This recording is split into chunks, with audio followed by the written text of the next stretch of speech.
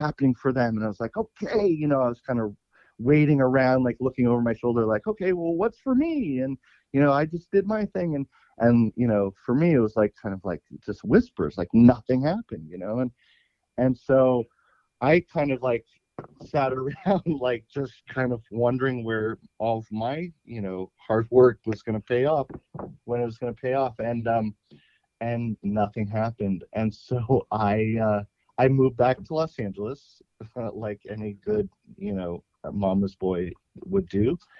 And I realized that, I had to make some shekels, and nobody wanted my paintings. And so I opened up a gallery. And the finances, I could get into that, but I essentially lived in the basement of the gallery, and I did my finances in a way that, literally, like the first time I sold a piece for $300, it was like a celebration. And I was in Chinatown, Los Angeles, and things were very inexpensive back in those days. And I literally just kind of fell into being an art dealer, and I stopped painting, and I just kind of assumed that, this is who and what I was going to do with my life. And I was, I don't want to say I was good at it, but like I enjoyed doing it. And again, I didn't really have a choice. Like I had no other skills. So I kind of knew the language of art. So I sold art. I sold other people's art. Well, whenever I read about you or hear other people talk about you, it seems like this one word keeps on coming up over and over, and that Joel is a hustler. What do you think people are saying when they refer to you as a hustler? Well, I think that when you don't get kind of professional training, like I didn't do it in, like, you had made reference to it before. I didn't take the correct steps. I didn't take the steps to, I didn't work in a gallery before I opened a gallery. I knew nothing. I had no idea what I was doing before I was doing it. I learned how to make money by, it was need. I was selling drugs in high school to survive. Like my mom had no money to give me for lunch, and so I Xeroxed like the food cards and would sell them at 50 cents on the dollar. And it's like, and I your life sounds like a hip hop song, right? Yeah, the mean streets of Beverly Hills. But I think that I kind of, I applied maybe some of those same principles to selling art. And I think that maybe more of the traditional structure, it's not maybe celebrated. Usually the art world doesn't celebrate things or people until they become successful, and it's quite easy to criticize things that are maybe outside of the box a little bit until it becomes successful. And so I think, like, it's like maybe I was doing things a little wrong. I remember when, there was a very successful gallery down the block, China Art Objects, and I remember Jeffrey Deitch used to come and visit them all the time, and I would always think like, and I would always know, when Jeffrey was on the block, and I would always think like, how would I get Jeffrey into my gallery, and so it's like those kind of strategies, instead of like, it was sort of like, there's always an angle and there's always a play. But I think the hustler is, it's just like, you got no other choice, it's like, if I'm art dealing, I'm going to try to be the best art dealer I can with the tools I have, I guess, even though I don't really have all the tools, I guess. And maybe you could talk about this. Like my sense is that you're really good at it. And if you're a small art dealer that's really good at your job, you're constantly having to find new talent. You're finding the talent that's going to get taken away by the bigger gallery, right? I mean, so it's kind of paradoxical. Like, the better you are, the harder you work, the more things kind of slip through your fingers. I mean, would you agree? I mean, is that something that... Oh, yeah. I mean, I think, in a certain respect, I think the the honesty I had about my position and place and tier within the art system, I think actually really helped me. I think that what I have seen is, and I think this is, true throughout life, but when people try to hold on to things too tightly, and, when there's fear of losing something, a lot of times like that loss comes on quicker than if, you can learn to let go a little bit and kind of let go and let God a little bit. And I think that, I was in a situation where I was incredibly close with my artists, in a way where I knew that, you know, there would be a time when, like you said, their successes would mean my eventual, they would eventually be leaving me. Their successes would be, my successes, but would not mean, me coming along for their, financial gains in the future. And I had to take pride in that, as opposed to kind of like concentrating on the like half empty kind of position of it all. Um, and so I think that by understanding that position and trying to really be in that place and not hold tight and say like, well, you can never leave me. Like, I knew that they were going to leave me, and I wanted them, and so I kind of like, I throughout the journey, I was kind of I tried to, embrace that a little bit, and I think that that helped me, and I think it helped my relationships, and I think it helped me not hold anger and resentment, and I think it also gave me certain advantages, or gave me certain, let's say, like, it allowed me to make certain decisions for my future. So instead of, me just selling work, I bought some of the work myself. So, I wasn't, when they left to bigger galleries, I wasn't like, oh my God, I'll never see $1, because, I had a couple nice pieces. So, everyone wins.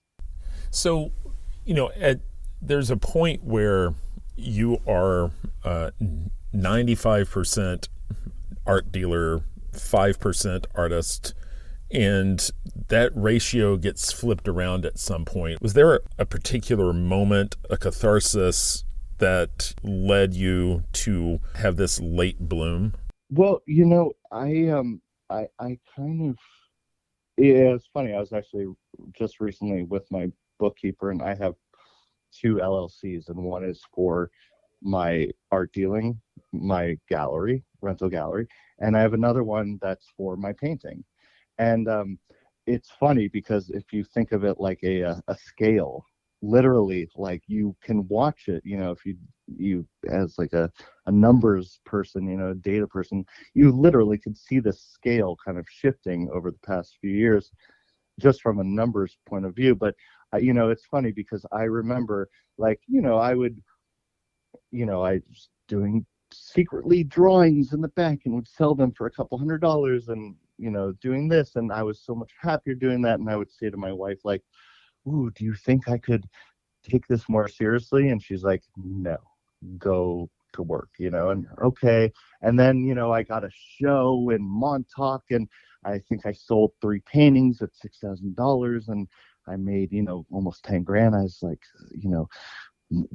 Sarah, she's my wife, and I said, you think I could start to take this a little more seriously? She's like, no, like that, that's not enough money for us. Keep going to work, And then I got this big show, at Simon Lee Gallery in London, and they were going to fly me out. And, I sold some paintings, and I think the paintings now were maybe $12,000.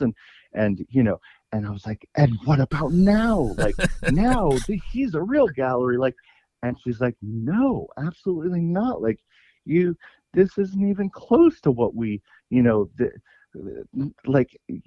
is good. I'm happy, and you're happy, and this is great. We're doing great, but no, you need to keep your day job, And then as soon as David Kordansky offered me the show, and I knew that that was really going to happen, and that there was sort of a shift that happened, and uh, it wasn't just like a psychological shift or a financial shift, but it was like, oh, this is actually could be a thing. Like this is, I might actually be able to be an artist now.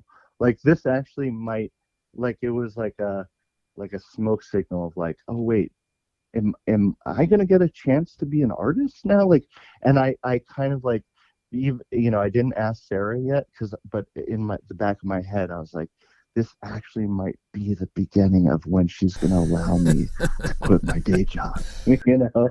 And I feel like there was like the shift was right around then. The smoke signals were there for sure. You went from Los Angeles to New York, all the way from the Pacific to the furthest part of the Atlantic. Now you're in East-hampton, and basically, rental gallery.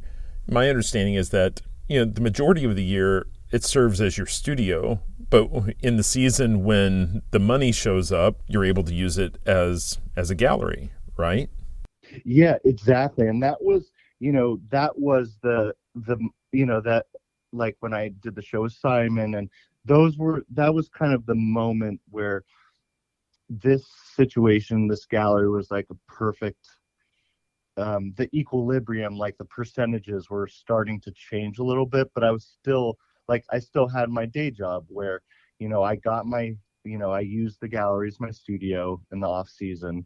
And then, pretty much, I needed a month of prep time to prep the gallery. And, I started opening shows, at the end of May. And so, I got the studio for probably 7 months out of the year, and the rest of the time it was a gallery. And so during this time, it was still an active gallery. And it wasn't until this past year that this past summer that it was the first time I was closed. I put a sign on the door that said, sorry, rental galleries closed this summer. And that I painted throughout the summer and used the whole space as my studio. So in terms of percentages, and we were talking about 95.5, what do you think that balance is now of Joel the art dealer versus Joel the artist? I mean, have you convinced your wife that you're at the point where you're closer to 100, or are you in 90% artist? So now I am 100%, and I could tell you the exact moment that percentage became 100.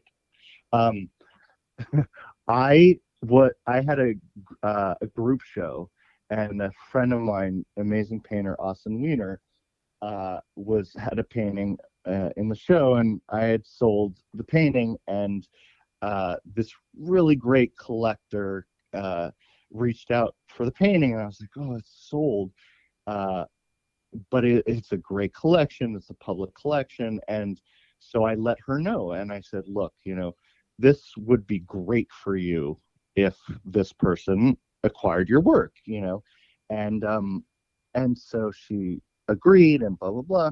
And so when she had made a work for this collector, she said, okay, like it was time for me to send the invoice and everything like that. And I said, you know what? I'm not sending the invoice. You could send the invoice. And so I put them in touch, and I said, this is for you. And I literally stepped aside from it. And it was that moment, that I said, like, I'm not an art dealer anymore. I literally, it's like, the biggest faux pas of the art dealer. I literally I said goodbye to that deal. I didn't send the invoice. So that was the moment, I was like, okay, it's 100% zero. And, Did that feel liberating? I mean, all those years that you were an art dealer, were you always thinking in the back of your head that that's really what you wanted to do? That's really what you wanted to be? Or, did life just change and you just welcomed that opportunity? I mean, was it reaching a goal, or was it? I mean, if you would have asked me that question at different points in my life, I might have given different answers depending on kind of my either levels of intoxication. I mean, I'm 6 years sober now, so I speak quite freely about levels of intoxication, but or, you know, just maybe like my